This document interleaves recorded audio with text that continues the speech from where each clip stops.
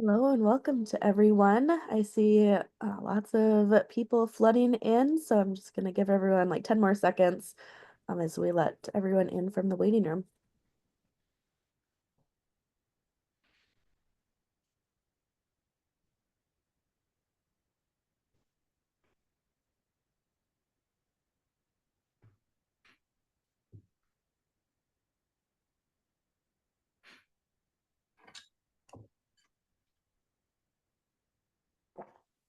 Hello, thank you for joining us for the 10 Key Trends for Economic Development Websites in 2025, Innovating for the Future. We're thrilled to have you here as we explore the top digital trends shaping economic development websites this year. We're honored to have two industry experts leading today's discussion. First is Aaron Brossois, CEO of Golden Shovel Agency. And we've also got Elisa Sklar, PhD, founder and principal of Sklar Consulting. Together, they'll share key insights on how to keep your website ahead of the digital curve, leveraging AI, data storytelling, talent attraction strategies, and so much more. You'll definitely leave this presentation with actionable strategies and real-world examples to help your organization build a successful website that drives results.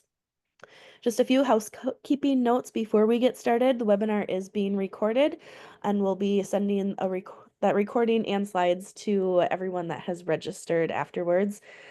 This webinar does sometimes go a little bit long, so if we don't get to questions during the allotted time, Erin and Elisa have agreed to stay on a little bit later to answer and address those questions. If you're able to stay, great. If not, you'll get that recording and you can go and listen to those at the end.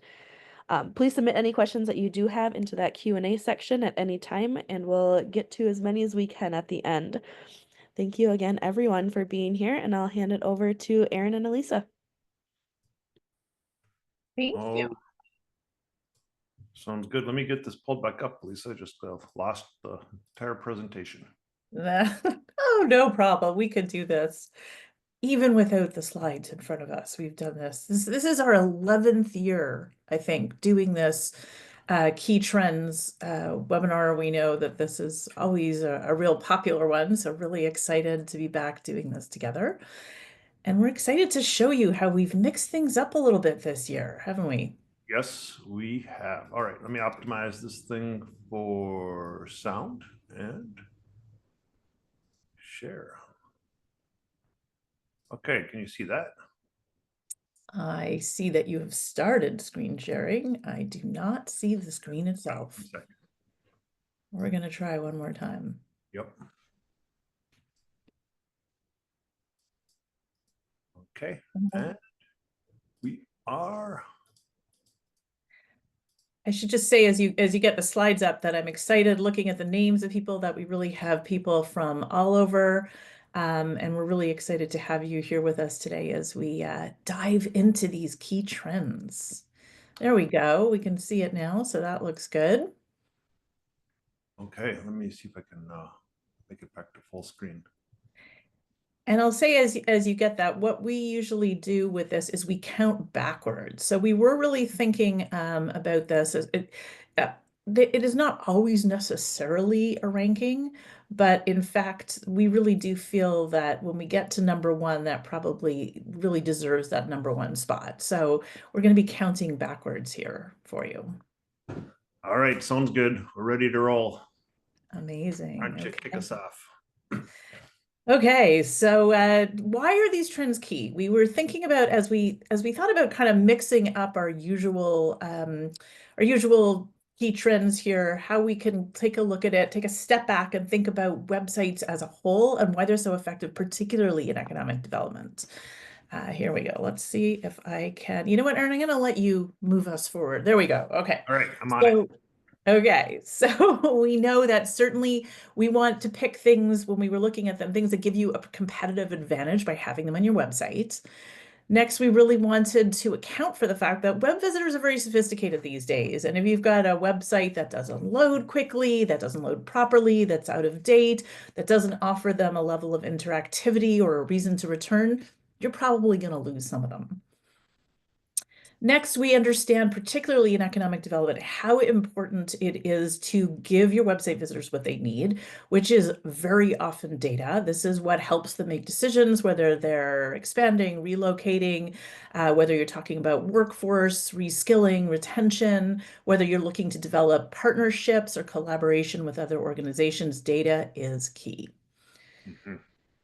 And then also, it's so important that your website is really the first impression, is the public face of your region, of your community, of your organization, of the people who work there. So making sure that your website is really on point here is absolutely critical. We know how important first impressions are. And if you aren't hitting those points, then you could leave people with the wrong impression or a bad taste. And finally, I guess there's that trust and credibility piece. It's not like you're marketing a sports energy drink here. This is about a location, it's about a region, it's about a community. Often there's a government element or connection as well.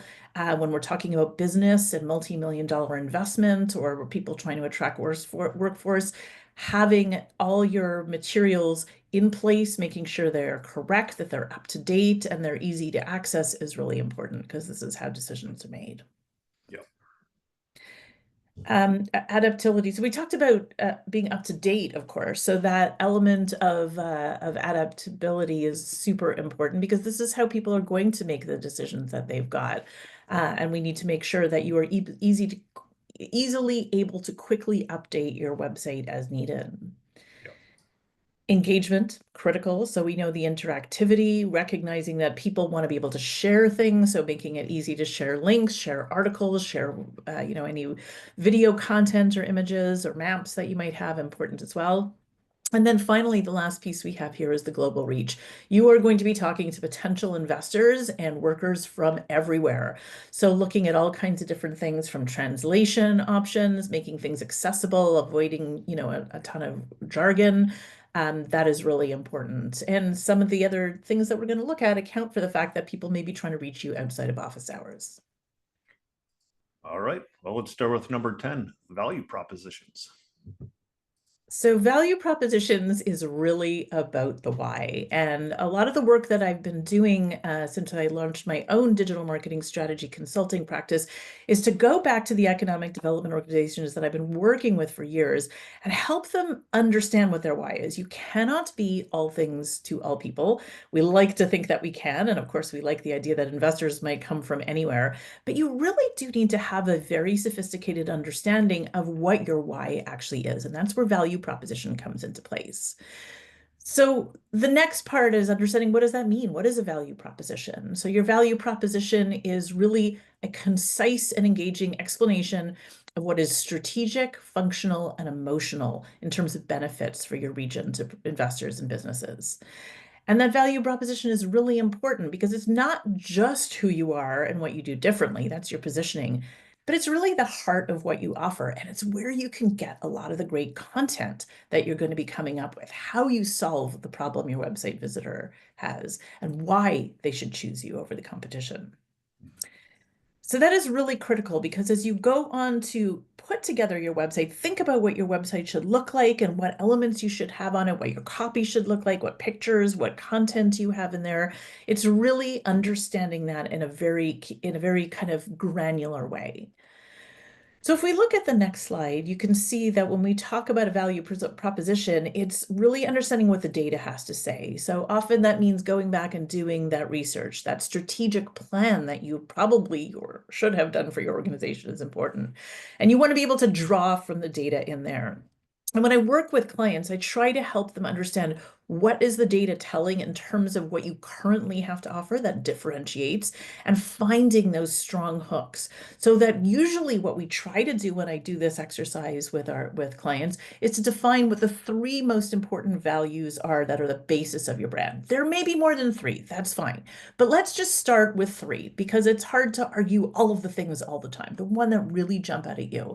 And these three things should communicate your region's what, they should communicate your why, and also how. And this is important to do in a way that engages your audience. It should be interesting and exciting to them.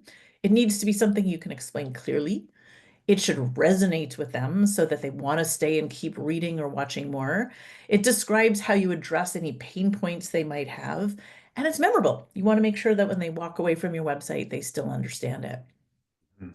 And so the next slide kind of shows an example of a template that I'll often use in these value proposition definition exercises.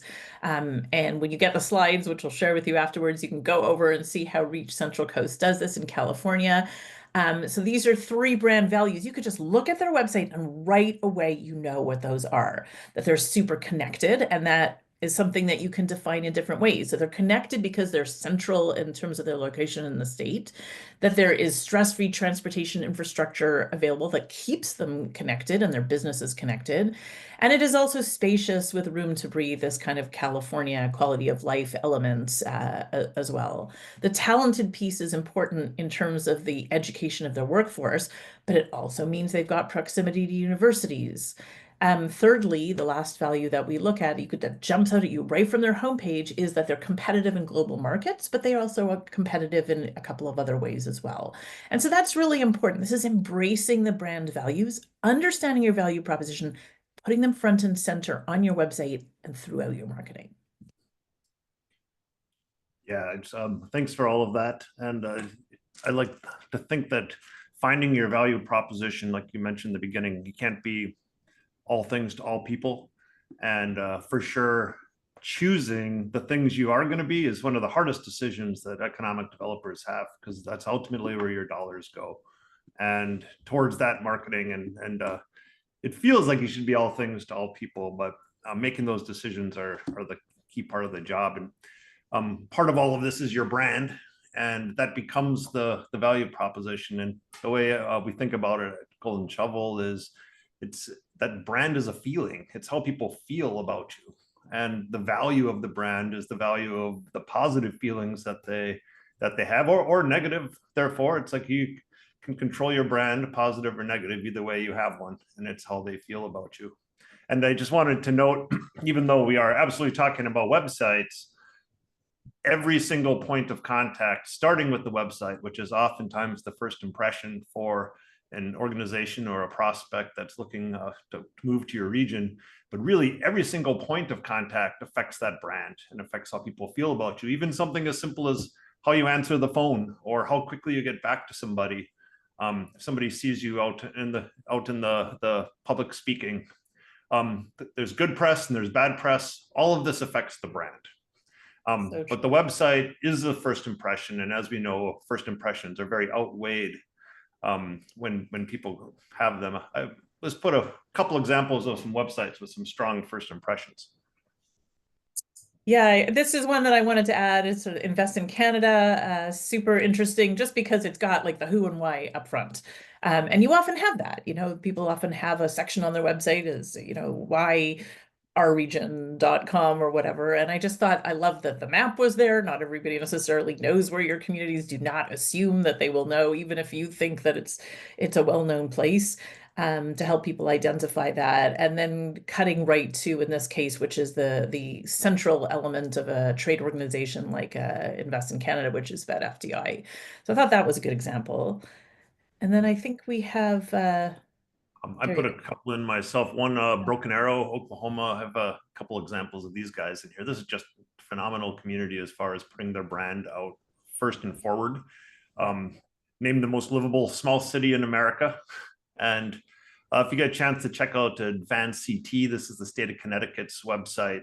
Not only do they do an excellent job of putting their value proposition forward, they also did a really great job of being highly specific on their industries that they're looking to attract.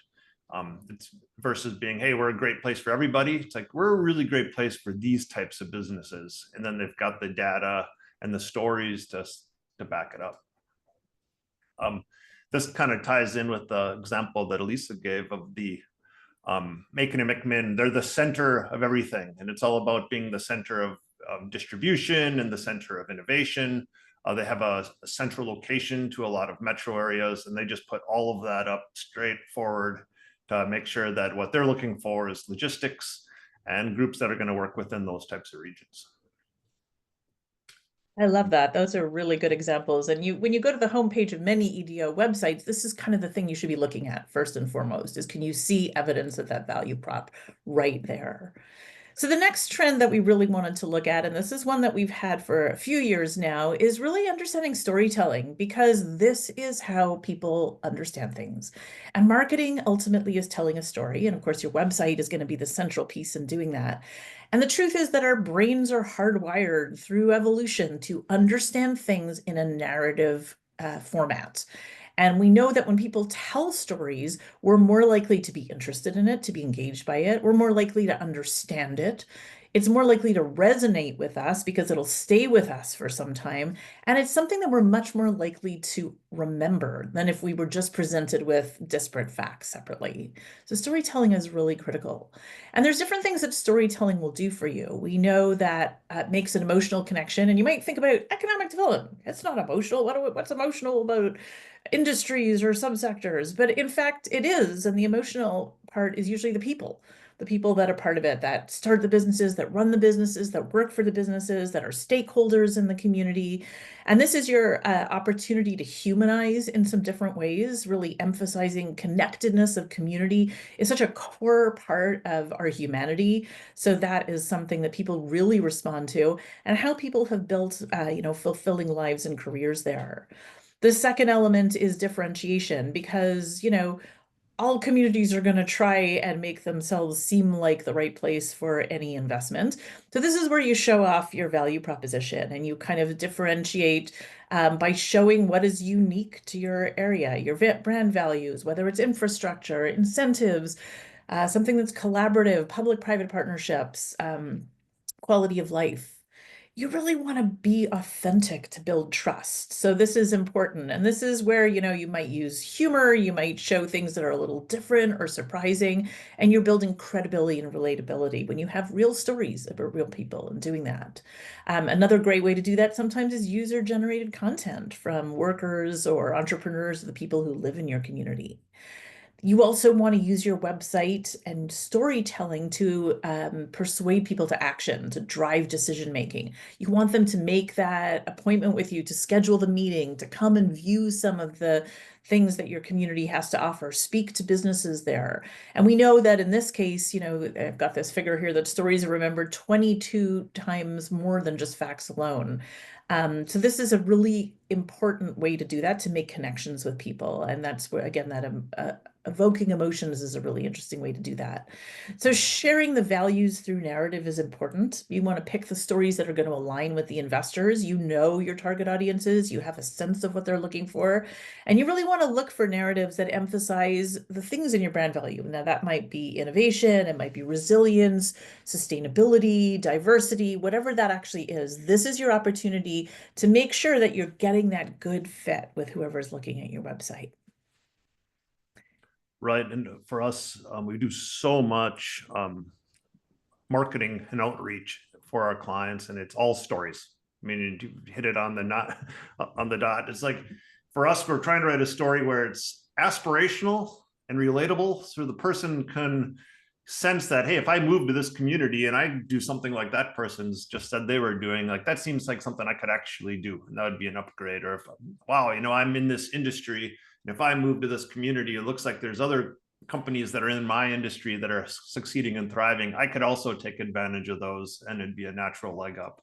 So those are the success stories when we're targeting a specific, whether it's businesses or people, but we're trying to make it aspirational, but it's definitely something you can do. Like, yes, that seems like could be a fit for me. And we're writing stories. It's going to be about, like, so we're doing interviews with CEOs, leading employers. These are the companies that are doing really, really wonderful. Here's why. Here's the programs they took advantage of. Here's the people in the area. Here's why it's successful here versus another place is usually a big part of the story, where you can really hit on your value proposition, and how things, how they're poised to grow. Oftentimes, the stories are going to be around programs in schools where the talent is coming in to support them for growth in the future, or how they're engaged with the community in different ways that makes it something that's really special to that particular industry. And it's the kind of the same thing with talent attraction too, because here you're talking about the people that are thriving in the industry, like in your community. They love living there. That passion and that emotion is what makes a story memorable. And when someone's just saying, hey, I really love being here. Ever since I got here, things have been better for me. My life has been better. That's something that other people can feel that they might be able to experience themselves. And how we're using these stories. First of all, once again, I mentioned it's all of our marketing. So it's going out to the social media pieces, but ultimately they're the stories that are on the websites. And so if you have a business attraction, economic development site, you're going to have all the success stories about the types of businesses that you're trying to target there. And one of the reasons is when you reach out to the world and with this one specific story, and then they click on it and they come back to your website, you want to have more stories that support that and just make that even more true. Here's a couple examples. One East Kentucky is one that that we worked on for quite a while. They had all of these miners that were out of work and they needed to bring in some businesses and so we wrote a story that really focused on creating the aerospace region of Eastern Kentucky. The irony at the time was that there wasn't any aerospace companies in Eastern Kentucky. So in order to make that story authentic, we had to be able to tell the story both visually like this, where you could say, hey, look at all of these aerospace companies that are within a couple mile radius, even though they're not in our specific spot. And then put out stories to attract those. We had things like, hey, 10 reasons why aerospace companies are landing in Eastern Kentucky, for example. And then they'd come back and they'd hear about some of these success stories. Here's an example, one of Dash Core Aluminum that came in there. They've had multiple success stories now and started to really build out their own cluster. I love that. Yeah, those are really great examples. I love the idea of using visuals and data to do that. The map you just showed in Kentucky is such a fabulous example of that. Another example here from a data software company called Local Intel. This is something they built for Invest in Canada. They're in a lot of different places. This one's really interesting to me for a couple reasons. One, because it quickly tells that story in a colorful way through data. You can see them at the graphs. You can see the chart on the bottom. You can also see the circles. And the other interesting thing in terms of website that I thought is this meets all of the very stringent compliance accessibility guidelines that the Canadian government required. So these tools are something you can use even if you have vision or mobility issues. So it's the WCAG 2.0 guidelines. So I thought that was kind of an interesting piece in telling that story. Another example of a story here, this is off the British Columbia Trade and Invest website, is telling the stories of the companies that are doing things in an interesting way. So Indigenous seafood company finding new horizons in Japan. Well, that's different, a little bit unusual, and it's got some great keywords that are then going to be part of the appeal of the site and maybe a way that someone will find their way into that. Yeah, that's really cool. And as we go through our 10 trends, you're going to see storytelling and the value proposition throughout. I believe it carries through in so many of the different areas. Now, ultimately, with the websites these days, especially for economic development organizations, they're no longer online digital brochures. They've got a very specific purpose, and it's to generate leads into the community. That's gotten very sophisticated from where it started. And we use you may have probably heard of the term, but of inbound marketing. So before, 15 years ago, when we started all of this, there was a lot of just putting stuff out there and hoping that somebody would see it and come visit. But now, instead of just throwing stuff out there and hoping someone calls, when you put out these stories, when people show interest, you can capture their interest and give them more information to what we would call nurture that particular lead. So here's a little example. Roy's the business owner. He reads this article on LinkedIn, lands on the website. And now that he's been on there, you know that he's already interested in manufacturing, because that's what the story was about originally. And so then we can give him more information and nurture that by introducing them to webinars, sending them ebooks, inviting them to maybe meet with some of the CEOs or some of the other programs that are there. And ultimately, you're nurturing it until that meeting gets set up. Once you know that those people are coming to visit and have this type of interest, then when you see them at a trade show or see them at one of the conferences, you can just bring those leads over.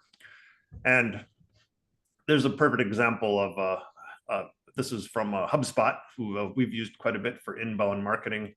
The stranger shows up, then they become a visitor, then they become a lead, and then they become a customer, then you promote them. So attract, convert, close, and delight.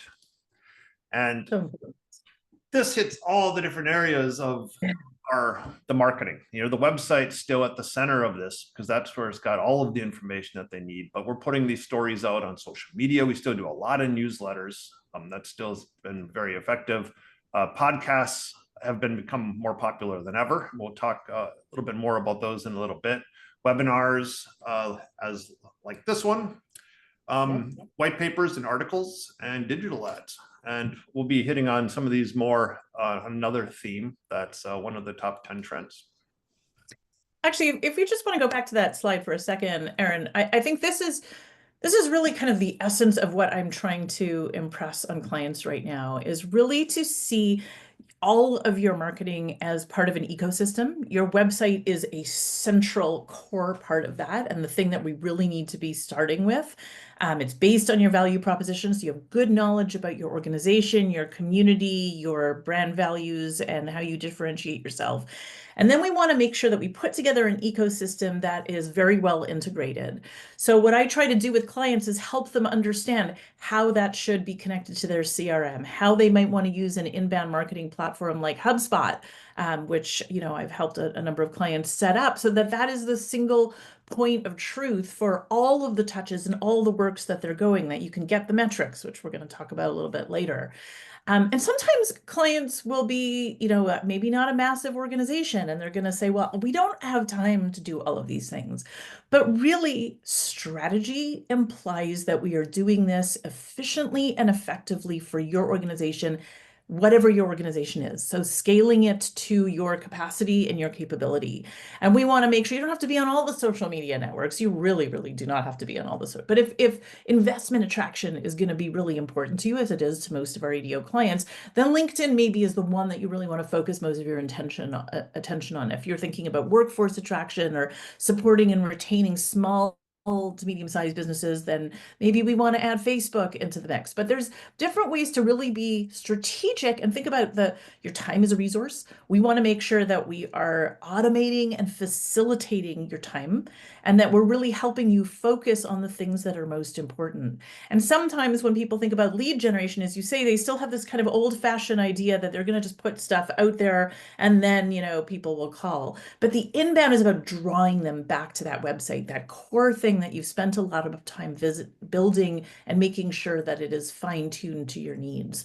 So all of these activities are about bringing them back there. And I do think this is really important. And if you go over to the next slide, I have kind of an example of how we think about content marketing for that. So one of the things that you have here, for example, is this idea of being authority and the authoritative, credible voice for your region, for the industries that you're representing.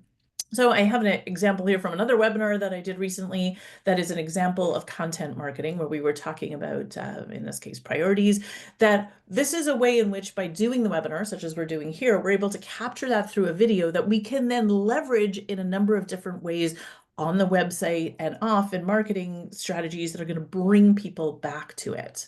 The other great thing about the content is it lets you expand your marketing database. So in the example that Aaron shared before with Roy, that if you have someone who's already shown interest because they read your LinkedIn article or they watched your webinar, they might come back to your website. And if you've gated your content, so they have to fill in a form to access something for free, that you're giving them, they've given you their name, their contact information, and you can then, depending the country you're in, if they have consented to that kind of marketing, you now have a database of people who are shown that they're interested. They're actively interested in learning more. That is so much more valuable than anything that you're going to buy or scrape out there. And also, we see that this content marketing is so important for SEO. There's technical SEO, and that's something that a website development company will help you implement. But the content SEO means that you need to have this authentic long-form content, ideally at least one piece for each of your brand values. That is what Google is looking for in their secret sauce, that will bring them back so that you will do well in the search rankings. So an example, if you click here, we did the webinar. how do we leverage this so that you're not spending tons of time on this? So in the webinar video, I was then able to go and use actually an AI tool that we can take a look at called Opus Clips that helped me find small clips within the longer video that I could then use on LinkedIn. So this is something that the tool helped me actually do. And that webinar video, which is still valuable to me because it lives on YouTube and it lives on my website, is something that is also now actively in these small little nuggets that are practical and useful to people, 19 seconds in this case, that someone might actually see on LinkedIn. Again, bring them back to the website. And the next slide is another example of that. So we talked about the article, again, in our friend Roy's example, is coming up with something that if you have a blog or a news release, you might want to also considering adding it to LinkedIn. LinkedIn is really trying to prioritize their algorithm for these kinds of content within the tool. But it doesn't mean that you can't use content that you also have elsewhere. And this is again about you showing that thought leadership, drawing people back to the website itself, thinking about expanding your database and making sure that that visibility is there in terms of showing people what you can actually do. You bet. Here's just an example of getting that content out to so many different ways and paths. Here it is on Vimeo, here it is on LinkedIn, here it is in the news. All sorts of different ways to just catch people's eye. Like we noted before, LinkedIn is the strongest that we've experienced. Facebook's pretty decent with the talent attraction, but just making sure that you're present there and bringing everybody back to the website. I'm just going to give this an example. The Greater Yankton Living, this is a rural community in South Dakota that they were able to, through Facebook, get 19,530 followers. This is probably bigger now, but that's a lot. That's a really big asset. So if you have something important to say about what's going on living in your community or sharing that, that there's going to get a lot of reach out into the world.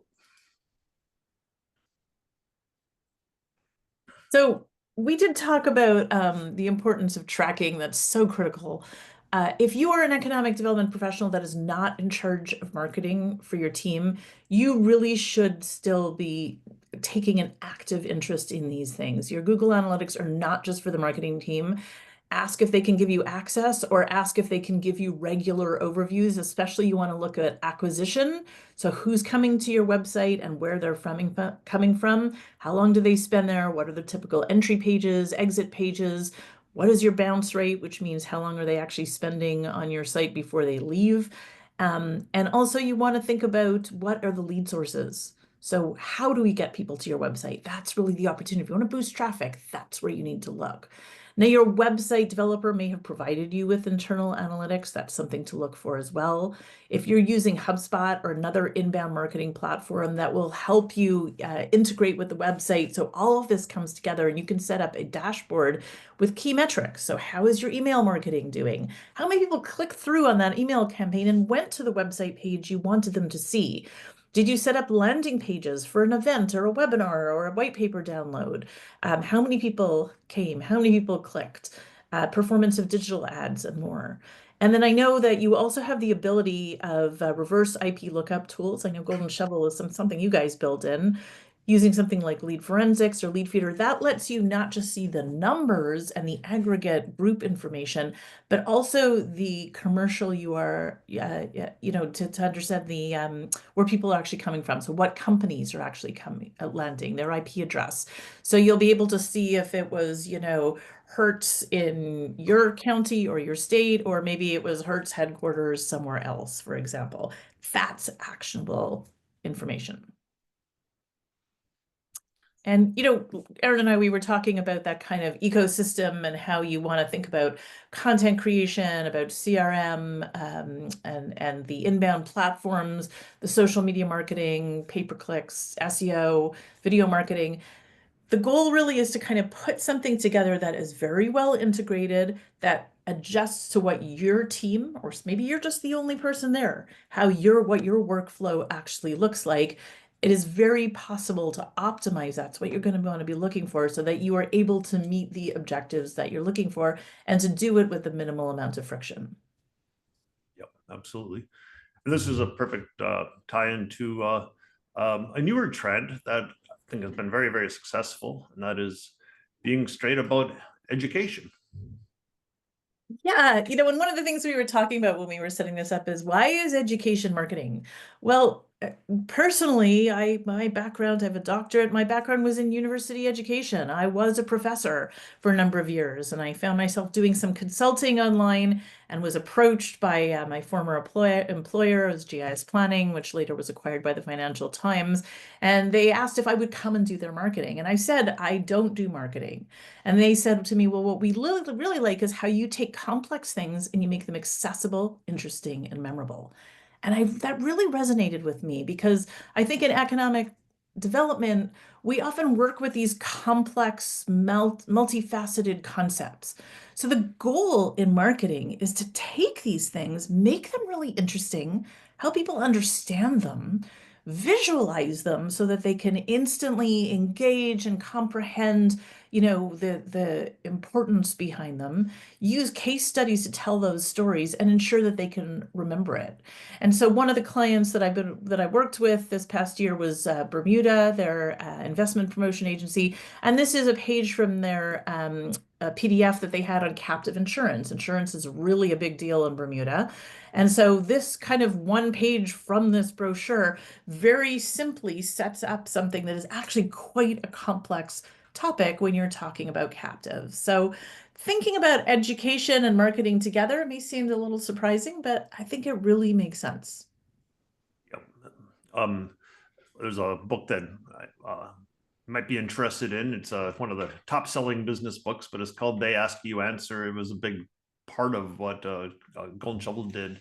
Almost 4 or 5 years now, where we started thinking, if we were full capacity and so was everyone else that does the work like we do, we still wouldn't be able to help enough people. So why not educate, tell people how we do what we're doing, and if they can do it on their own, great. If they need help, we're here. And that's the idea behind this book, because it builds the trust. And there's a lot of different ways, because an economic development organization needs to educate, I would say, starting with the businesses in town. Are they aware of what the situations are, or the problems that are holding back some of the growth perhaps in a community, or why may or may not be able to attract talent? Board members, I'd have to say, oftentimes they're just not versed on the latest economic development trends. They're not going to the conferences. You need to be able to educate them. New talent, about educating them. Why is your place great? And certainly the current workforce, and educating them on what opportunities are available for them in order to perhaps switch jobs or reskill. And here's just a couple examples. Ramsey County this is where St. Paul is, in Minneapolis, St. Paul area in Minnesota, doing workforce summits to be able to bring people together to educate them. You guys might be having events like that in your own communities. Seven Rivers Alliance in Wisconsin, they do a State of the Region each year, where they have a whole half-day conference, just bringing everybody in to educate them on what the latest pieces were. This one happened to be all on artificial intelligence. York County Development Corporation, just a longtime client of ours. Lisa Hurley there has the 17 county podcast where she interviews people, and this is great. She's on episode 117 already, has been keeping it going for a long time. It's well listened to, and it's a great way to educate people, give people a bunch of different mediums to be able to get that information. I mentioned Golden Shovel does this. These are our white papers. We've been, for the last few years, been putting out a white paper at least every quarter. All of these are available for free to download and to learn on a whole variety of different types of topics. Like we just did one on childcare shortages. We did one on tourism. We came out with one on rural communities yesterday. So by all means, feel free to get all of those and read them. And this is how we kind of present them. I love to put a QR code on there, especially if you're doing a presentation to a group. It's a lot easier to grab that than typing in a URL. And then the next big trend is the AI integration. We're just at the beginning of this. You've probably seen some of these players in the news recently. I've never seen anything move quite so fast. They say that the rate of change is doubling right now every 4 months. And so we're seeing all sorts of new tools come out. We're participating in those. Wanted to share a few of those that might apply for your website. Most importantly, AI is being defined as one of the key technologies, along with it's going to be artificial intelligence and synthetic biology. It'll be at the same level as language, agriculture, and writing as far as its effect on humans. And so this is very exciting and something definitely to keep tabs on. You might be familiar with ChatGPT. Just starting there, you can use ChatGPT to evaluate your website. You can use it to review the content, make recommendations on how to improve it. So that's a really interesting use of that. Google has a tool called Notebook LM. And this is really, if you have a Google account, you can log in with it. They have both a free version and a paid version. If you have a business one, I believe it's included. This has a really interesting tool in it. I wanted to share with you guys, especially under just getting out of that education piece. We were doing solving workforce shortages. So I uploaded, for an example, you can put whatever sources you want into Notebook LM, and then you can use it to ask questions against those sources. Or in this case, you can generate a podcast. So it's a new way to take it. So I put in a 30-page ebook on solving workforce shortages and hit, please make this into a podcast. And it made it into a podcast with 2 different voices. I'll just play a few seconds of it here for you so you can hear it. Dive. Today, we're diving into workforce shortages. Yeah. Trying to, figure out what's going on. Yeah. Why are businesses having so much trouble hiring people? Right. And what can communities actually do about it? Yeah, it's a big question. We've got a ton of research and reports to go through. We do. One that really stood out to me was this white paper from the Golden Shovel Agency. Oh, yeah. They're a national economic development firm, and they've really, dug deep into this problem. Yeah, they've come up with some really interesting solutions, very practical stuff that communities can actually use. It's like they've handed us a welcome to the deep dive. So that's just a teeny little clip of this. It's 30 minutes long. 2 people talking about every single case study and every little piece that happened to be into this white paper. And I'm not presenting it as necessarily using our white papers and converting them into audio, but think about it as a way for your own organization to give people other ways to take in the content. So if you're going to put a white paper out onto your website, why not also generate a audio version of the same thing so somebody could listen to it and learn it that way. Some people, it's just easier to listen to everything you have to share in a car versus reading it. Actually, could I just jump in on that? I just think that is such a good use of it. I know we're all so busy, and I love the idea of I have something I want to get through and I just haven't had time, and turn it into a podcast that I can listen to or digest on the car, on a plane, waiting, whatever it actually is. One of the things that I really thought was interesting about Notebook LM isn't necessarily just to use it as the podcast itself, but because it will generate a podcast and a transcript, use your own voices. You've got everything prepared for you here. You can go into it, but there's no reason you can't actually just record something. Also using the voices of the people in your organization. So it isn't always just like a literal take it from there, rip it off and use it, but there are so many interesting ways you can use this. Mm-hmm. And this particular one, I mean, this generated a 2-person podcast in minutes, but you can also you can interject yourself and make yourself a part of it with the AI hosts. Love it. It's getting crazy. Here's another tool. Once again, these slides will be available to share. It's called Grammarly. This is just, we use it internally for helping in making sure that grammar is done properly, that there aren't any misspellings. It's been a really nice tool we've used ourselves. HeyGen is a crazy one where you can upload a video of yourself and it can make a digitized avatar that then you can use to share your content yet another way. So instead of just having it be on text, you could perhaps have yourself reading it. You could also use one of their pre-generated avatars. I made a little clip of myself speaking in multiple different languages. I can show you one sec. Oh, I just went to it.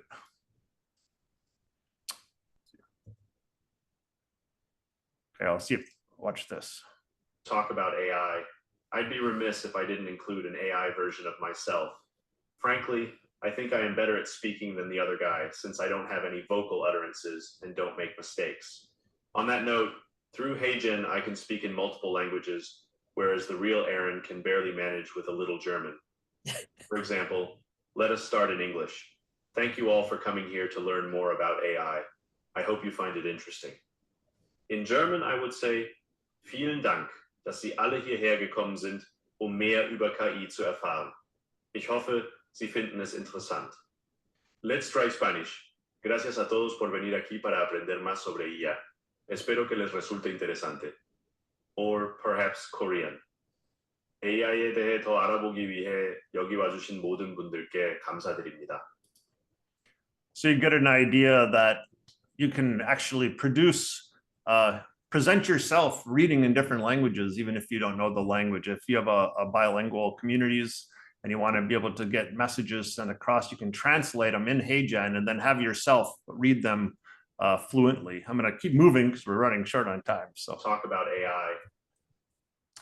I want to talk a little bit about graphics using AI since websites are so image heavy. There's a variety of different tools you can use. Gigapixel AI allows you to upscale images. So if you have lower scale or historical images, sometimes that might not be big enough. This will increase it up to 600%, which is really, really impressive for use. You can also generate images through AI. So here's just an example of using ChatGPT.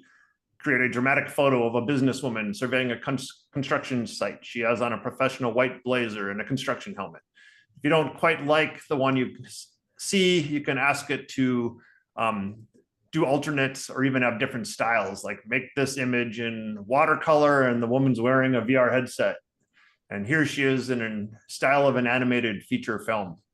So you can make these different styles. And once you've got the style that you like, it'll remember that. You can say, hey, use this exact same style. I like this watercolor look, but make this type of image, this type of image, this type of image. You can have some consistency in the branding of the images that you're trying to create if you're doing a campaign of sorts. It used to be that all AI images are not copyrightable. That law just changed. So now they are if you edit them. So if they're edited in any way to your own needs, then now they're copyrightable, which is interesting.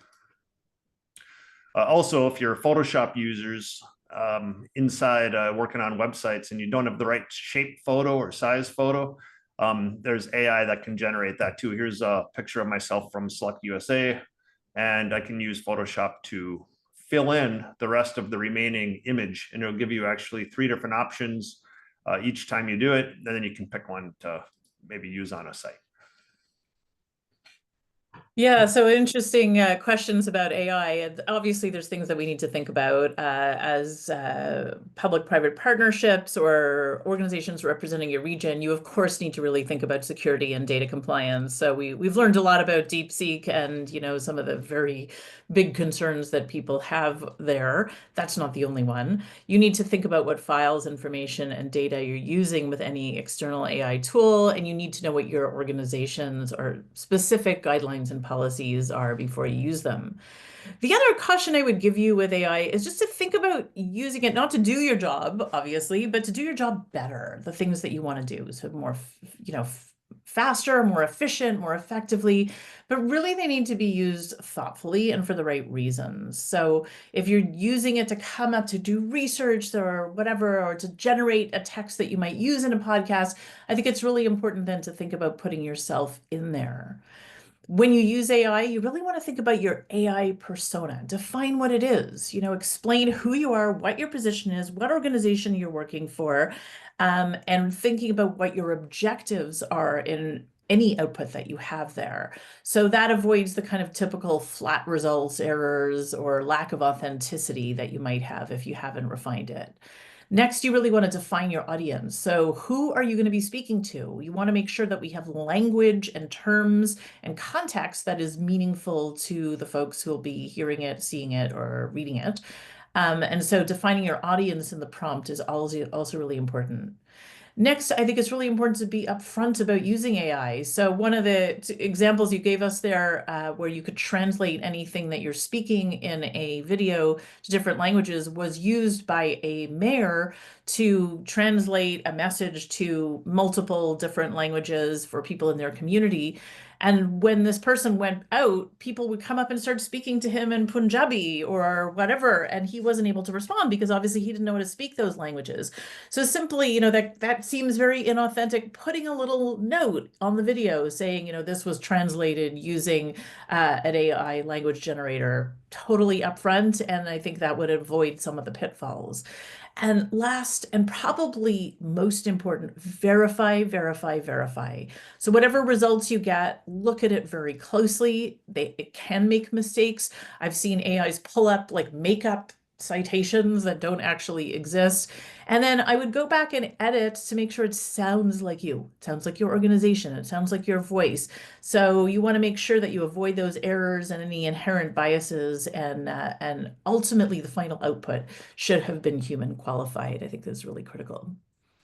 As you know, there's a lot of inaccuracies that we've talked about. So one of them is called hallucinations, which observes a non-existent pattern or patterns that are imperceptible to humans. So sometimes that's presented as fact when we know, in fact, it's not. And then the concept of the uncanny valley, and you can see the AI is not so good at hands, not so good at teeth, as you can see here. I think it is actually getting better since some of these early pictures, but this idea where it's like really creepy because you look at an image and maybe you don't necessarily understand why, but there's something wrong here that doesn't fit with our expectations or understanding of the actual physical world. So just being aware that there are some pitfalls in there. Yes.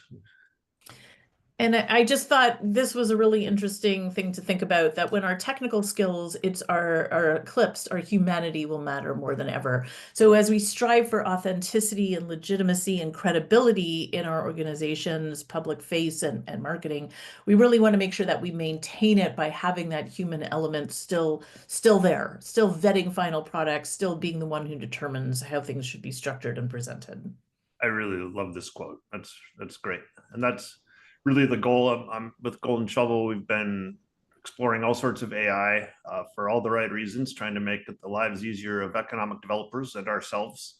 And like, for example, here's just a couple of things we've put in. We made an SEO tool, for example, that would generate the SEO descriptions for all of the pages. And then we could just click accept once it's been generated or edit it. Like Elisa said, you do not just use anything as is. You have to look at it and read it. Otherwise, it does make mistakes.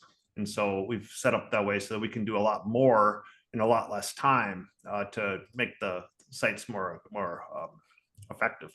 Another thing we built in our admin side is the Gateway AI Assistant. This is built out of ChatGPT, and making it so that we've got a tool inside the admin that at any time you can get some additional information. I just happen to put what are the 10 leading employers in Broken Arrow, Oklahoma. Please provide descriptions, and you can always ask it for sources.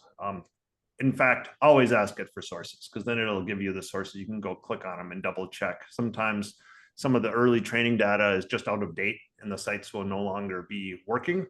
But you can generate that stuff in the admin. You can also use these admin assistants for things like, hey, what does this CSS code mean? And how can I use it to edit the background color? Or like, where should I upload this or put this in this website? And it'll make recommendations. Super cool stuff. And we have a brand new product that I'm not here to show off today, but we did launch it just this month. We've made a new tool called Impact Local. It's a new website product for rural communities and neighborhoods and downtown associations, just groups that need the same kind of power that we've been able to generate out of our larger economic development sites, but for smaller audiences and for a lower budget. So by all means, talk to us about that. And it does have AI integrated into it so that we can generate it much faster than we were able to before. The next thing, I don't want to spend too much time on it, but it has a huge impact still, is video and using video inside economic development websites. And more than ever, video's got a big SEO component. It really affects the sites that are found. Google puts a big emphasis on if you have video. You can even showed some examples in the AI side of how you could use videos to add them to even like a news article or a white paper or something to make it even more impressionable. But videos just in general are such a great way to tell the story. And we have our client, here's York County again. They've got tons of videos. Lots of our clients have video now, and putting it on the websites and making it accessible is a great way for people to tell the story. Here's one about the Carvers. This is a talent attraction. So you see these guys living it up in York County Development Corporation and think, you know what, I could see myself there with my family. Different types of videos we've been doing across the board. Including the 360 ones we've done in VR, where you can look around a spherical video and really capture this ability to feel like you're there. Lots of aerial drone video, certainly get the best perspectives on the community from up there, and then using them for tours of sites and yeah, various renderings of the sort. So, well, and then of course, tourism is a great way for video. Here's just a teeny clip of an example of a video he did for Chippewa, Wisconsin. I'm going to turn the audio off on it, but you can do so many visualizations with the video to not just capture it, but show off all the key points that you're trying to make about a specific site, how it might be available, where it is in location to other parts of the country, where it might be as far as next to population centers or universities, and just a really effective way to do that. So I'm going to just leave that in here and we'll move on to the next, which is visualization. And this plays a similar role to, there's different types of visualization, but it's so important for the storytelling. If you remember like the One East Kentucky example with the dots of like, hey, this is an aerospace hub, even though there's not an aerospace company here yet, you can make that case using visualizations. Yeah, just again, the idea that our brains can't assimilate information from long lists of data, spreadsheets, and then visualizing things. There's so many different great tools out there. And I see that there was a question also for smaller communities. There's some fantastic options. They do the data visualization for you. They bring the data. They can sometimes use your local data as well. So some examples would be FT Location Zoom Prospector tool, their intelligence components. Local Intel has some fantastic tools, such as the one up there on the top left. You can also do some data visualizations on your own, as you see in the infographic that I created on the bottom left. Take the data from other places and use things like Canva, for example. You don't need to be a designer to use Canva to put something like that together, so you can still communicate things quickly and effectively. Yep, you bet. We are getting close to the top of our hour, so I think we're just going to go on a little longer. Feel free to stick around if for whatever reason you have to take off early. By all means, this entire webinar will be recorded and available to watch if you missed the end of it. So there's just little too much, too much to share. You do have a lot. Here's an example of some other types of renderings you can do, where you could take for example, a greenfield site like we all have in our backyards, and then show how a facility could go right on that. Just show you a couple of these. I'm not going to do too much, but this has been this is in Eastern Kentucky, showing a mine and how they could actually have a rail service provided with a short spur right to an advanced manufacturing facility. There's the original site. I'm going to show how some of these move along. So I'm going to keep moving. Talk a little bit about the VR. Matterport, if you're familiar with this, I've seen quite a bit of it in residential real estate, but it's very effective in commercial real estate also for showing off a facility. What's neat about this is you go through an entire facility every 10 feet with a camera that shoots and turns it all into a 3D model. And here's an example of one. It actually goes into the facility, and a person from afar can walk through the whole thing, and it's so accurate that you can actually make measurements to decide if it might be a good fit for what you might be doing next. So I've been using that for existing facilities and using visualizations for ones that don't exist yet. that gets us into workforce development. Number 3. We've seen, as far as the workforce development is becoming more of a focus than ever, trying to get the people that are inside your community to take the jobs that are going to be needed. The talent war has never been stronger. There's not as many jobs available as there used to be. And so this has become really, really important. So I want to give you a couple examples of some people that have done a great job. You can check them out. This is West Central Works. This was a project from the Momentum West group. It was 10-county region from Western Wisconsin. They had a fair number of layoffs that were happening. They wanted to make sure that that all the workers that were displaced could get retrained, and they built an entire site dedicated to that, just for that retraining. It was very successful, and it had a whole inbound marketing piece that went along with it, and that tied in, had hundreds of thousands of impressions and clicks, and got people into the community to get access to all the programs for reskilling and retraining.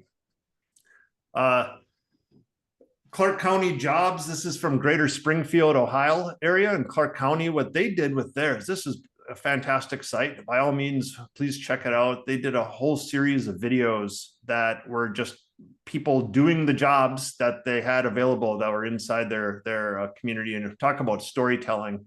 Some of these people would talk about how they never had dreamed that they would have this job. They've been doing it for this many years, and that they just are so proud and are growing and excited about the company. The whole idea of this is to introduce particularly high school students or people looking for new careers about that possibility. And of course, using video, really you hear the passion in their voice and their excitement and what they're up to. We did this also in in Shelby County, Kentucky. We made 360 videos, and the students could come and actually see what it's like to be on the plant floor of the leading employers. You know, it's funny, these students drive by these plants every single day on their way to school. They have no idea what it's like inside, and they assume it's just this like Henry Ford in there with some kind of dirty old manufacturing place, when really they're so high tech. And using the VR headsets and bringing those to the job fairs introduce the students to their companies and to the jobs that are available, versus trying to move all the students over to the company to actually see it in person. It was a way to bring the company to the schools. That was very successful and very exciting for the students that experienced it. And that leads us into talent attraction. So there's the workforce development, but then there's the talent attraction itself. And most of the successful talent attraction campaigns that we've been working on have set up a dedicated site that was for talent, so they could have the strongest first impression and not blend it with trying to do the business attraction work. And they'll really focus in on what jobs are available in that area. This one happens to be Broken Arrow. Here's, you can go find the careers and see what might be there. Bismarck Mandan, North Dakota, did a whole campaign called Make Your Mark on Bismarck. And they, inside their websites, relocation resources, start your business, explore housing options. Here's apprenticeships and internships, finding a school, finding a job, kind of really curating all the content towards living there and working there. And of course, sharing all of those success stories. The most effective, this was just from today. I decided to throw it in the presentation. I moved from California to a tiny town in Kansas where I bought my first home and feel like I'm finally winning at life. This was a perfect example of an economic development talent attraction story. And I read the article, and they were in a garage, living in the garage in California because they couldn't even afford a one-bedroom apartment.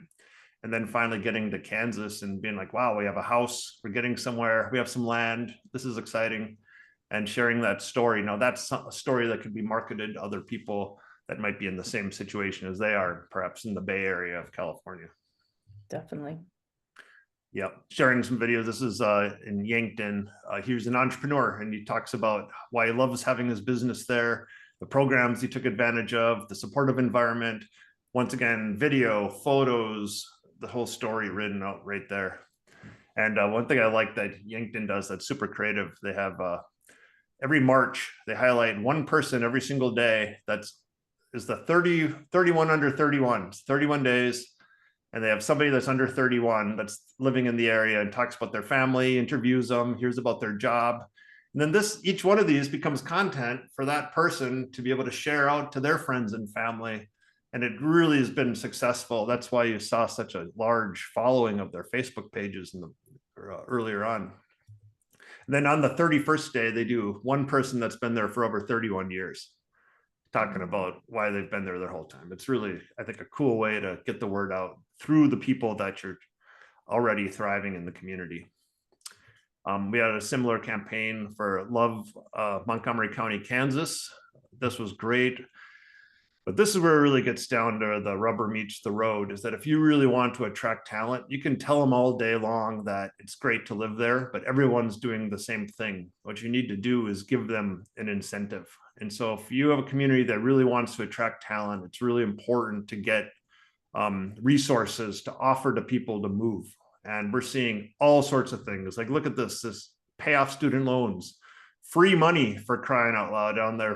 One of the links, down payment money for your home, being able to get incentives for moving. Some of the groups we've seen have paid for student loans. These have been really successful. People not only click on them when they're like, hey, by the way, you can get this much money, but then some of them take advantage of it, and they've had multiple families move to the area. We had another one with Devil's Lake Economic Development, and they offered to pay down student loans. So if you have a bunch of student loans, what a nice way to get a fresh start in Devil's Lake. You can move there, they'll take care of it. They worked with the businesses to set up the program, and basically you get $24,000 of your student loans paid off, but you have to stay there for 5 years. So they pay off, they pay it off, but it's over those 5 years. So that you're not just taking the $24,000 and running, you got to invest yourself into their community. But it works. Okay, we're at our last one, user experience. I'll pass it over to you. Just to remember that it's often important for us to take off our hat as economic developers and put on the hats of the users that we are targeting with our websites and take a fresh look. Imagine you are a site selector or a business making a location decision, or a local business deciding whether to stay or move, or perhaps a worker looking and considering a location or looking for another way to change their skill set. Is the website easy to find? Do the right terms that regular people use with organic language, does that bring the website up? Does the website load quickly? If it doesn't load quickly, both on your phone and on your computer, then after a couple seconds, people are just going to leave. Is it visually pleasing? That's important too. When they come to the website, does it look like it's circa 2011, or does it look like fresh and clean, enough white space, good, composition, good photos or videos, and copy as well? Is the information correct? Are there any typos or errors? Is it up to date, or is it clearly using, referencing information that is out of date or more than a couple years old? Is this site easy to navigate? I just spent time on hundreds of economic development websites, and so many of them feel like scavenger hunts. People should be able to see your contact information, your email address, ideally not just info@youredo.com. Actually, the email addresses for real people with their names, maybe even a picture of them, links to LinkedIn profiles. So that people are able to quickly and easily navigate. Use blind testing. This is something I often do for clients. Come up with the 5 tasks you think that website visitors should be able to do on your website, and watch someone else come onto the website without any direction from you. See if they can quickly and easily find their way around to complete those 5 tasks. Are there interactive elements? The interactivity is such an important thing, that they can answer their own questions with interactive data tools. And are there reasons for them to come back to your website? These are some of the things you want to think about. So remember the user and don't just think about it from your own perspective. These are examples from different tools. I think this is from Grapevine, Texas. So using infographics. Again, you could just see by clicking on the icons at the top, by the headers over there at the top, that you can move around quickly to navigate to the different things that you want to see on the site. Yep, these are really cool. They're interactive. It's with the FT locations and the Zoom Prospector tools. They have the ability to move and interact with them right on. They're not static graphics. You can adjust them. It's really, really fun. And the data updates automatically in the back end. So you can always trust that you've got the correct, most up-to-date data. Same with here on Volusia, you can see another example from FT Locations. This is Zoom Prospector, heat mapping data. All the data is always reliable, it's visual, and it's up-to-date. Yep. Another example, this is Zoom Prospector from the state of Indiana. You could just see that the search is very simple. It's very intuitive, easy to find the different things that you're looking for so that you can get that information, and it updates in real time to look for the information you need. Yeah, and these tools for property, especially because property's got so much going on with it when you're looking for a specific site, these are a really well organized way to display it. This one's Carver County. This is this is an interactive mapping tool that we have at Golden Shovel. We can customize it however we want. We've used these maps for a whole variety of different types of storytelling and making navigational tools for people to find this information. This one happens to be around living in the area. So farmers markets, restaurants, breweries, lodging, you can click on any of these links or dots or turn these layers on and off and then go and visit those businesses. And we built other custom tools for like Ramsey County, where they wanted to have all the incentives that were available just for inside specific boundaries that you could then search them. So not only can you go into this map and see what incentives might be there, but then it shows the results below so that you could take advantage of those programs. And another one that we've seen in action and have a whole variety of clients using for small businesses is Size Up. And excellent tool. They've basically taken all of the information and data that would used to be in just the hands of large consultancies and made it available for economic developers to be able to give to this community so that the small businesses can run a bunch of intelligence on what they might want to need to know for opening their business. It's got all levels of everything from what are people's salaries like, to what's the insurance like, to what is the employment, what's the traffic like, goes on and on. A super impressive tool. And only going 15 minutes over, we've made it to the end. You know what? At least the next year it's doing this for an hour and a half. I think that's probably true. We just have so much great stuff to share with people. So yes, thank you for sticking with us. I see most of you have, so that is very much appreciated. Here's our contact information. By all means, feel free to reach out to us with any questions. We'll make sure to send out this entire presentation so you can review any of the examples that we gave, of which I know there were a lot. So thank you for joining us today. We do have a couple of questions if you guys have a few minutes extra. Why not? Let's do it. Sure, why not? First, in regards to data visualization, what apps do you suggest or find to be the easiest to use for smaller EDO teams? So actually, I think I addressed that at one point during the presentation because I did see the question. There are a number of vendors out there who do that, but if you're a smaller team, the idea would be to take advantage of someone who brings the data to you, easy to implement, easy to integrate into a website. It's very cost effective. A great example would be FT Locations, Zoom Prospector tool. We showed you some example of that. Local Intel also has some fantastic tools. Size Up was another one that you saw for small business support.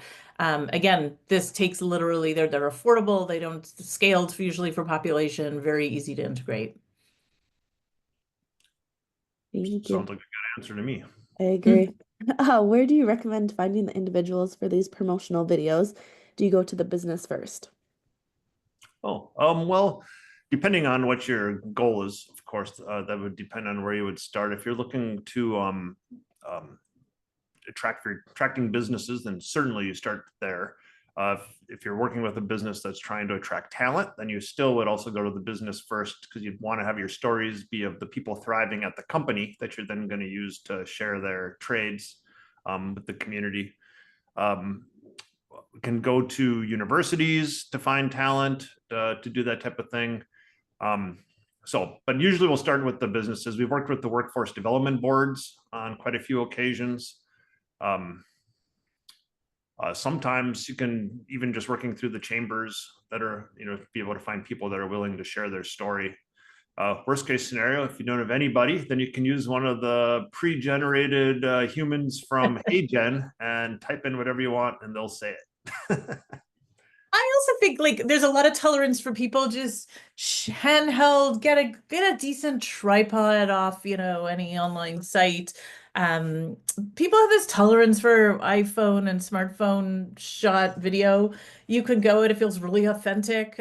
You'd have to contact the businesses and see if that's something that you can do. Most people are really flattered and excited to be approached. So it's a nice way for you also to do these face-to-face interactions with businesses. You could put out a call in the Facebook group maybe that you've set up for your community, or your LinkedIn group for businesses in your community. Use this as an opportunity to expand your connections. And yes, there are some fantastic, talented video producers out there, but if you just want to do quick, short things and taking out, your own phone, having a steady hand, and asking people a couple questions is a really nice way to start. Great. One more question. It's a bit of a loaded question. Great ideas, but can be a challenge to not make all 10 ideas become siloed apart from each other. How can an EDO weave all 10 trends and concepts together? Well, in a funny way, actually, after reviewing the 10, I think they are somewhat weaved together already. You can't, the visualization is part of the storytelling. The videos are all part of the storytelling and the value propositions.